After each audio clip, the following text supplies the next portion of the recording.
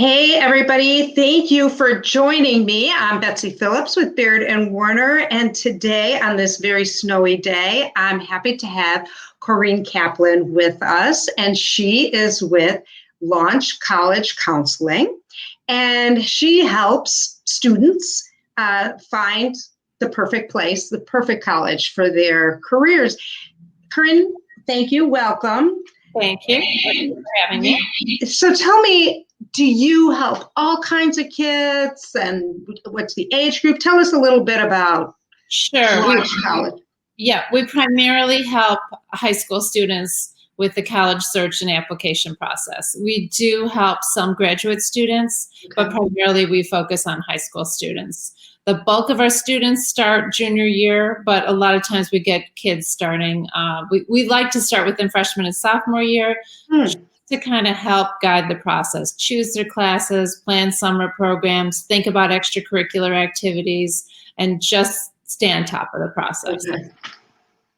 Okay, so it's important to start that young to sort of exploring ideas and that kind of thing? Yeah, well, what we find is it just helps kids think about their high school experience, and so they can try and get the most out of it. Okay. So you don't want to see an application where a kid senior year says, oh my God, I didn't get involved in anything outside of the classroom, and starts joining, 12 different activities. So we try and help students find things that they are interested, not just checking a box like, oh, someone said I should do, a sport or this. Like, what do they really like to do?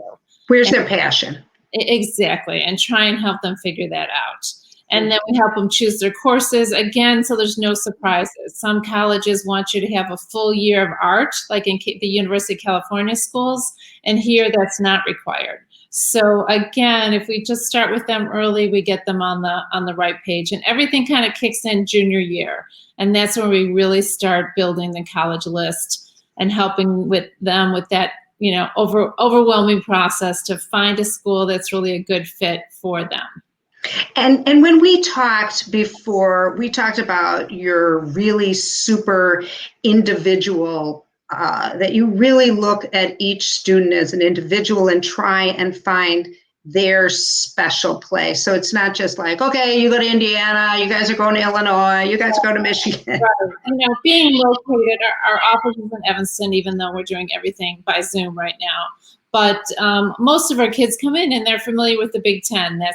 Those are the schools that we know about. And that may be a good fit for the students, but our job is to really get to know the students and for the students to get to know themselves. Even though you think teenagers sometimes only think about themselves, actually in this process, we need them to dig deep and think about what kind of schools are a good fit for them. And we try and introduce them to schools they've never heard of, that might meet their needs. Smaller schools, medium schools, schools, international across the U.S., for them to consider. So we each visit, like I'm with a partner, Beth, and we visit about 25 schools, each of us, a year. Although during the pandemic, it has been virtual. But again, our clients count on us because when we visit a school, we're looking for what kind of student is going to thrive here. What's a good fit for your school? Not so much that we see the dorm room, but what kind of student, and then we take that information and help our students build their college list.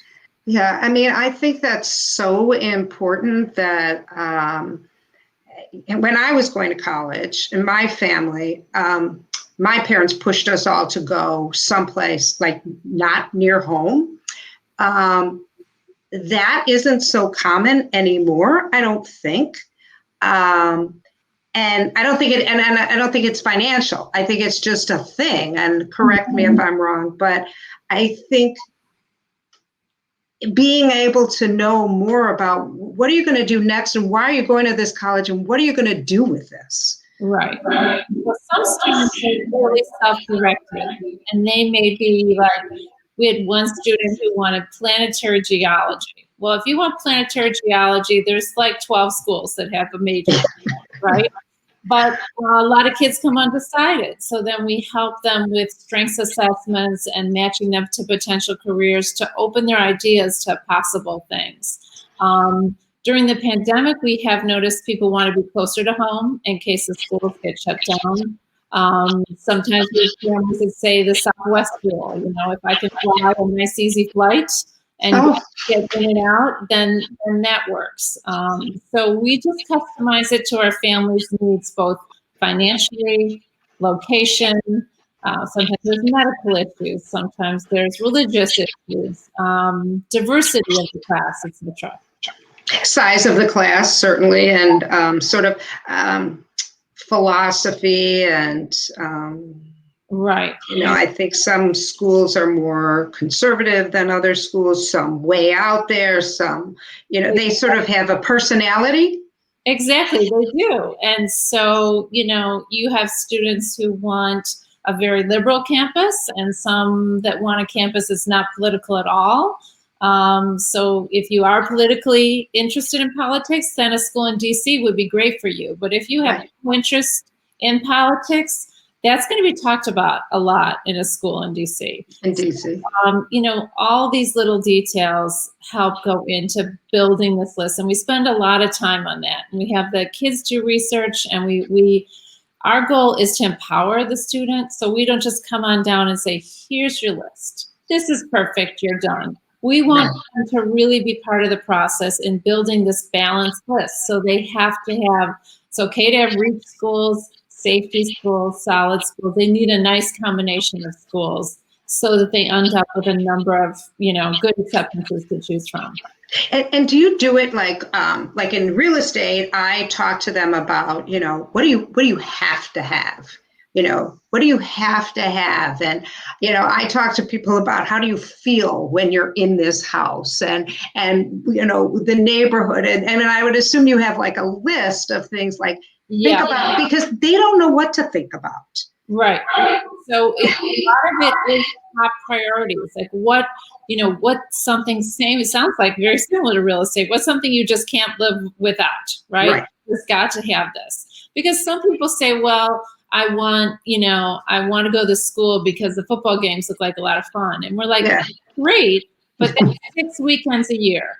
So people like that school for another reason, right? Right. So it's about getting people's priorities lined up, and fit has been really tough during the pandemic because kids haven't been able to visit the schools and kind of get that like, oh, I can see myself here. Right. So schools are offering virtual tours and all these opportunities, but that's where they really depend on us because we have seen the campuses to kind of help them make those decisions. But definitely like real estate, you walk into a house like, oh, I can't do this. And they walk in and they walk out. When kids come back to us after visiting a school and they're like, that's it. It felt good. I saw my people.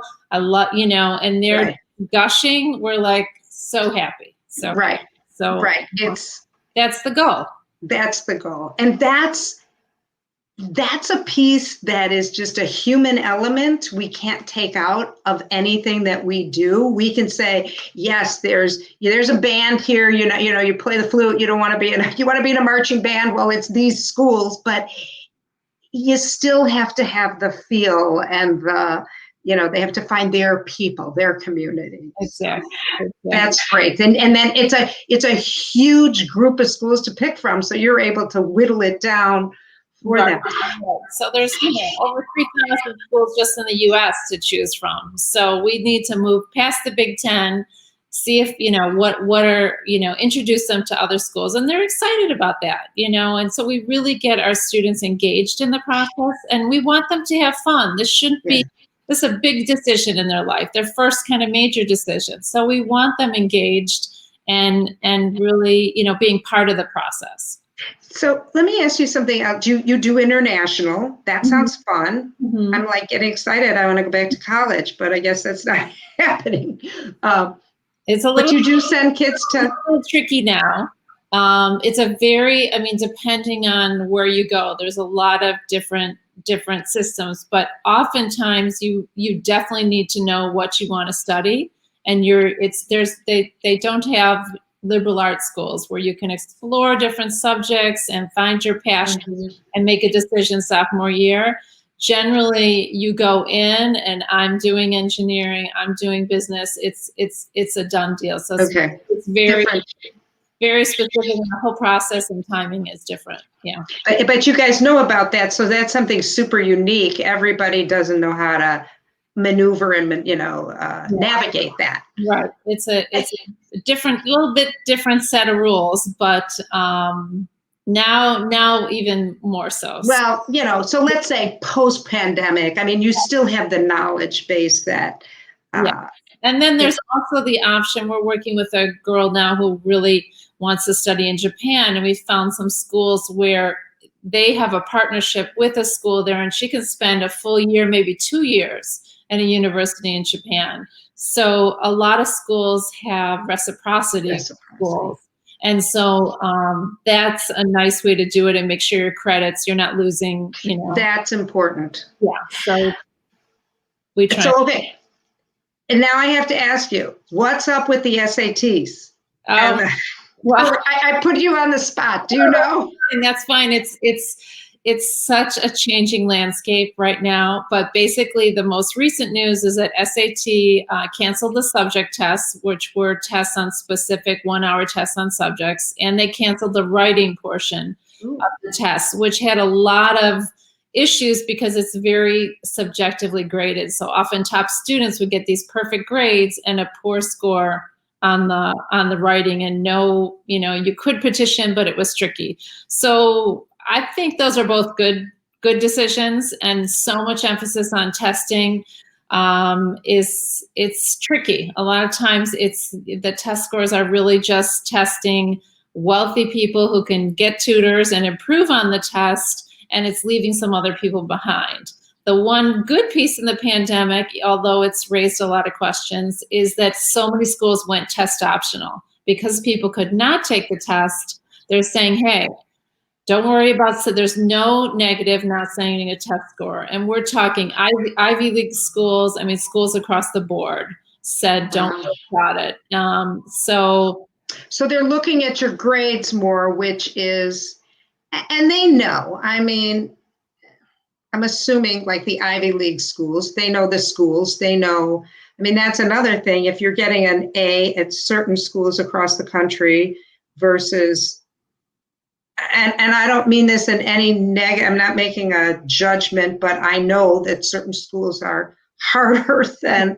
So the most important factor in the college process is your courses, your GPA, and the rigor of your curriculum. So you kind of want to take as hard of a course load as you can and do well.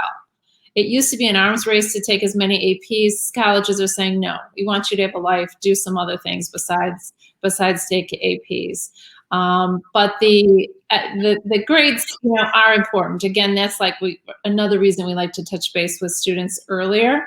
So, and an upward trend is okay. They are students. They're not perfect. Maybe their first adjustment to a big high school was difficult. As long as they're moving in the right direction, schools totally appreciate that. That's it.